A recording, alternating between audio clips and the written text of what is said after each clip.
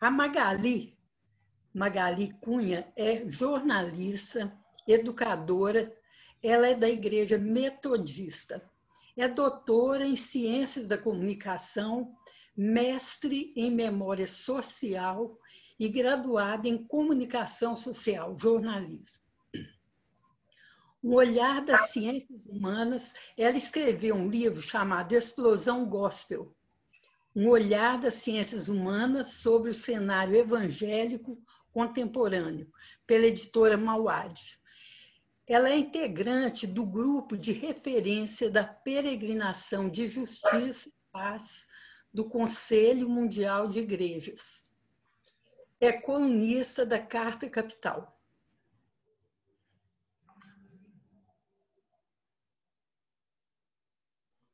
Então, vamos lá. Muito bom ouvir você, Senivaldo. Um prazer enorme estar aqui nessa noite, conhecer a Maria Zélia, que está coordenando aqui a nossa reunião, estar de novo com o nosso irmão Rodrigo também, que está aqui, Frei Rodrigo, e outras pessoas nessa sala, e nos ouvindo, né, participando também pelos outros canais que a gente tem na internet. Que tema importante, né? Ontem participamos de várias atividades no lançamento da campanha da fraternidade, muito inspiradoras, e como o nosso irmão Senivaldo acabou de dizer, esse tema do diálogo é mais do que pertinente, mais do que importante nesse momento que a gente vive no Brasil, no mundo, né? Interessante, porque parece uma coisa tão corriqueira, tão da vida, que a gente está falando tanto, por tanto tempo, parece uma coisa inserida de uma forma tão natural na nossa vida, que a gente não para pensar sobre a necessidade, a importância do diálogo.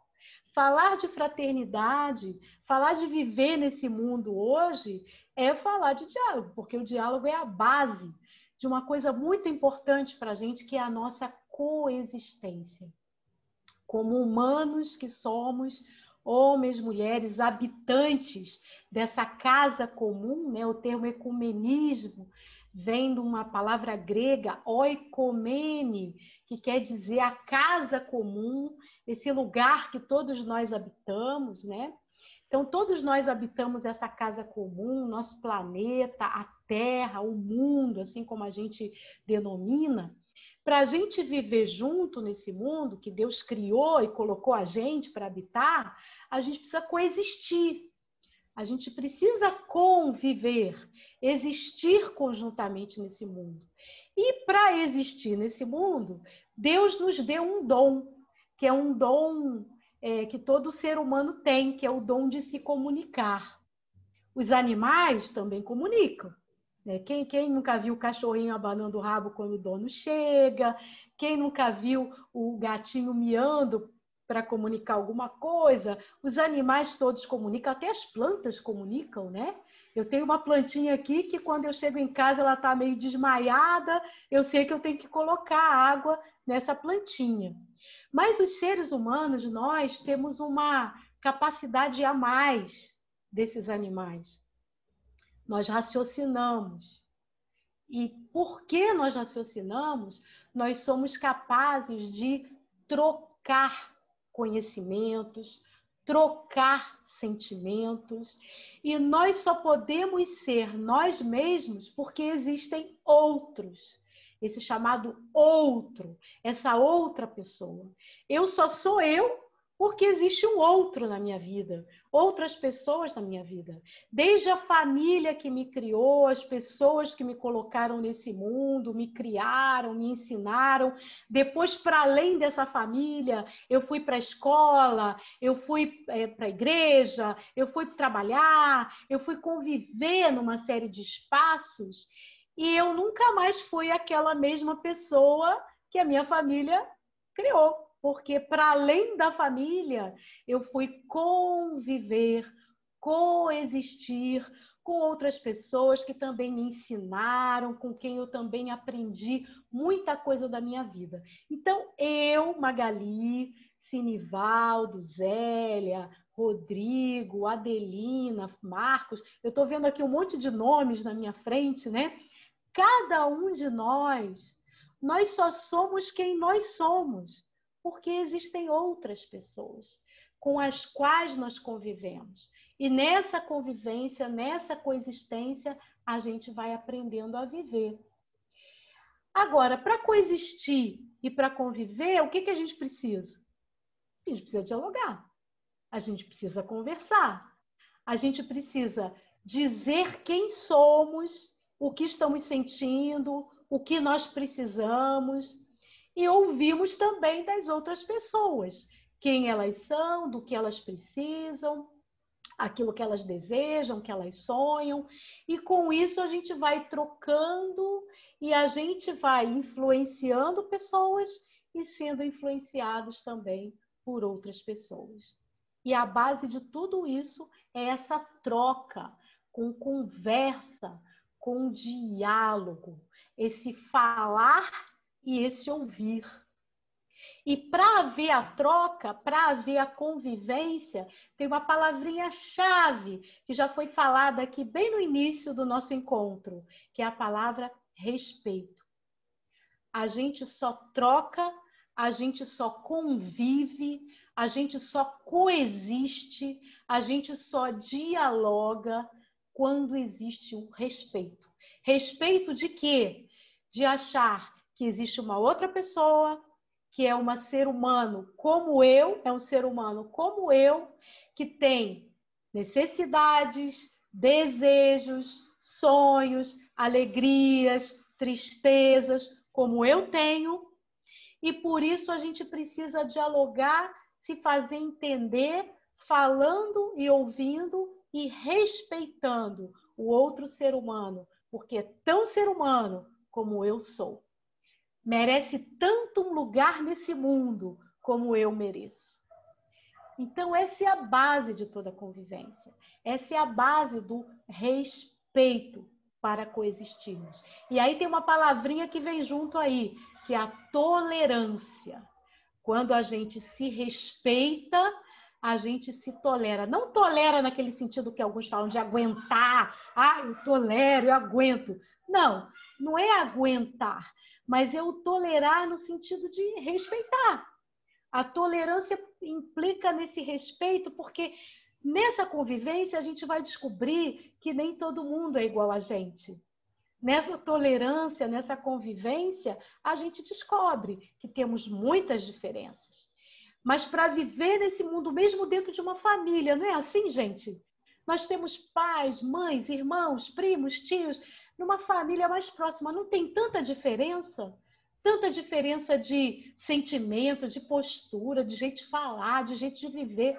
Imagina fora da família, na vizinhança, na cidade, no estado, no mundo, né?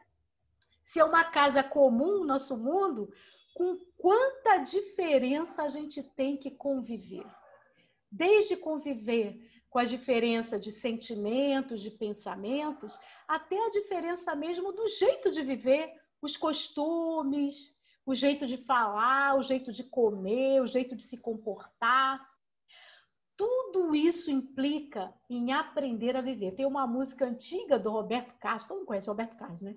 Que ele canta assim: é preciso saber viver. Vocês lembram dessa música? É preciso saber viver. Saber viver é isso. É saber conviver com essas diferenças. Quem não sabe conviver com as diferenças, vive sozinho, fica isolado. E tem uma música que a gente canta, ecumênica, aí, composta por um monte de gente de igrejas diferentes. Sozinho, isolado, ninguém é capaz. Ninguém é capaz. Porque Deus não nos criou para o isolamento. Deus criou a gente para essa convivência, para esse viver, coexistir respeitoso. Foi para isso que Deus criou. Deus não criou ninguém para viver isolado. Sozinho, isolado, ninguém é capaz. Até tem gente que escolhe viver isolada, sozinha. Existem casos por aí. Mas essas pessoas não são completas, porque a gente não é completo sozinho. A gente só se completa convivendo, coexistindo. E esse é o princípio do ecumenismo. Foi esse princípio de vida que eu acabei de descrever para vocês, que foi trazido para o princípio do ecumenismo. Só há ecumenismo que traz o princípio da unidade para, como disse a nossa irmã Zélia no início, né? Para que sejamos um, para que o mundo creia, para que esse princípio valha, é preciso respeito, tolerância, e a base disso tudo é o diálogo. É a gente falar quem a gente é, da nossa fé, da nossa tradição religiosa, da nossa forma de compreender Deus, compreender o amor de Deus, o sentido de Deus da nossa vida, e ouvir as outras pessoas que também têm fé, também têm sentimentos de fé, compreensões de Deus, que nem sempre são como a nossa compreensão. Como bem disse aí nosso Frei Sinivaldo, o diálogo não quer dizer todo mundo falando a mesma coisa, todo mundo falando igual. No diálogo é que as diferenças aparecem. Mas como a base do diálogo é o respeito para a gente coexistir, a gente ouve, e como diz lá na Bíblia, né? Não tem uma coisa que diz assim lá do apóstolo Paulo? Reter o que é bom, reter aquilo que a gente considera que faz a gente coexistir, e descartar aquilo que faz a gente se sentir mal com o outro. Porque isso a gente pode descartar, a gente pode encontrar o que a gente tem em comum. Existem coisas diferentes que a gente não gosta nas outras pessoas, mesmo nas pessoas que trazem a fé diferente, mas existem coisas que certamente nos colocam em comum, nos colocam numa mesma mesa, respeitosa, em unidade. E a nossa inspiração, como disse nosso irmão Senivaldo, é Jesus. Esse que orou para que a gente seja um, para o mundo poder crer. Jesus é o nosso modelo para nós que somos cristãos. Certamente para pessoas de outras religiões, Jesus é uma inspiração, mas há outros modelos também de pessoas de fé em outras experiências religiosas. Para nós cristãos, Jesus é o nosso modelo de diálogo. Que linda a história da samaritana que o Frei Sinivaldo trouxe para a gente. Tem a história também de uma outra mulher que eu gosto muito. Outra mulher sem nome, que é uma mulher cananeia. Essa era bem diferente de Jesus, porque ela era de outra religião, também como a mulher samaritana, né? E essa mulher teve um diálogo meio duro com Jesus, porque Jesus falou uma coisa para ela que ela não gostou. Ela pediu a cura para a filha.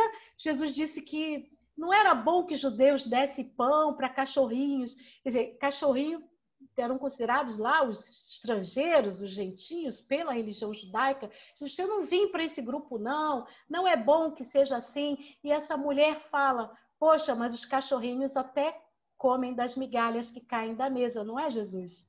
Não tem nada para mim aí? Ela desafiou Jesus. Ela falou uma palavra dura, uma palavra desafiadora. E Jesus se abriu para essa palavra. E Jesus deu a bênção que a mulher pediu. E essa mulher foi embora. Jesus não cobrou nada dela. Ah, então fica aqui na minha religião, porque você levou minha bênção. Não, mas ela foi. Então, nesse diálogo, Jesus foi transformado e a mulher foi transformada. Diálogo também serve para essas coisas. Para a gente se transformar. Para a gente se mudar a vida da gente com aquilo que o outro tem a nos oferecer. Nós oferecemos e outros também nos oferecem. Então, minha gente, esse é um desafio muito grande, como nós já ouvimos aqui, para o mundo que a gente vive. Um mundo tão dividido. A gente fala muito do ecumenismo, das igrejas divididas, mas o mundo inteiro está dividido. Não é só divisão entre religiões, não, entre igrejas. A gente tem divisão entre homens e mulheres, entre gêneros diferentes, cor da pele, gente de tradições e culturas diferentes que se dividem. Por isso tem tanta guerra no mundo, né, gente? Guerras causadas por essas divisões da humanidade. E eu repito, Deus não criou para ser assim. Deus criou para a unidade, para o diálogo, para o respeito. Por isso, nós somos chamados como igrejas a darmos um testemunho de unidade. Para o mundo poder crer que toda divisão deve ser quebrada. A gente vê muito muro sendo construído para dividir e pouca ponte sendo construída para unir. Então, as pessoas estão aí, principalmente no mundo de hoje, com divisões raciais, divisões de gênero, divisões culturais, muros e barreiras sendo construídas, e isto até dentro das igrejas, gente. As igrejas que deveriam estar dando um testemunho de unidade bonita também têm essas divisões, não só religiosas de fé, de doutrina, não, mas divisão entre homem e mulher dentro das igrejas, o racismo, as divisões patrimoniais, gente que ganha muito dinheiro e gente que ganha pouco dinheiro dentro das igrejas sendo tratados de forma diferente. Dou exemplo, nas igrejas evangélicas tem pastores com altos salários e pastores com salário desse tamaninho fazendo o mesmo serviço. Salários pagos para pastoras mulheres de um jeito e para pastores homens de outro jeito. São as desigualdades desse mundo, muitas vezes trazidas para dentro das nossas próprias igrejas. E o testemunho que a gente tem que dar? Começa com o diálogo, começa com a conversa, começa com o aprendizado de como é que o outro está vivendo, como é que o outro está se sentindo, o que pode ser feito para a gente superar essas coisas. A gente só descobre conversando, a gente só descobre aprendendo com os outros. Enquanto isso não acontecer, as divisões vão continuar, as brigas vão continuar, as disputas na internet, nas mídias sociais, pessoas se agredindo, nas ruas e no mundo com as guerras que a gente testemunha acontecer. Vamos sair daqui hoje com esse desafio, gente?